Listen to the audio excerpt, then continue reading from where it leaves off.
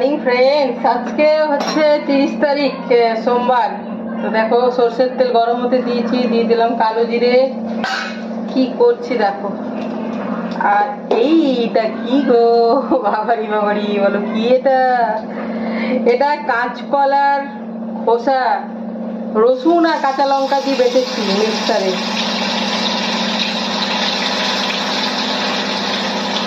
এই যে দেখো, দাঁড়াও এটা ধুয়ে আমি দিয়ে দেবো পরে। তো এটাতে আর কিচ্ছু দিতে হবে না, পরিমাণ মতো নুন, চামচ নিলাম না তো, দাঁড়াও পরিমাণ মতো নুন দিতে গেলে না একটু ওইদিকে তাকিয়ে মন দিয়ে দিতে হয়।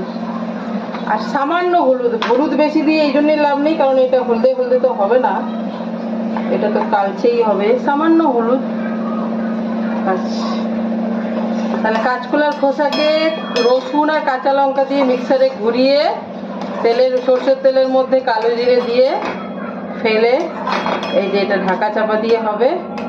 এটা যতক্ষণ না জলটা হয়ে যায়। এইটা একটু ধুয়ে আমি দিয়ে দেবো, দিয়ে দিচ্ছি।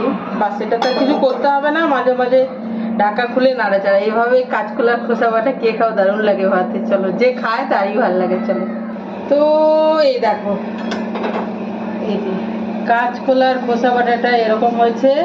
একটু বেশি তেল দিলে কি হবে বলো তো, তেল ছাড়ে। তো অত তেল দিয়ে আমি ঘরোয়া রান্না করি না। আর এই দেখো, এটা দুটো কাঁচকলা ছিল, একটা আলু, দুটো কাঁচকলা আর কাঁঠালের বীজ দিয়ে তরকারি। মানে আমার ফ্রিজে দুটো কাঁচকলা ছাড়া আর কিচ্ছু ছিল না বন্ধুরা। তো আজকের দিনটা এইভাবেই চালিয়ে নিচ্ছি। এই যে শনি রবি 2 দিন ধরে তোমার করেছি, মাংস খেয়েছি, শনিবারেও রবিবারেও।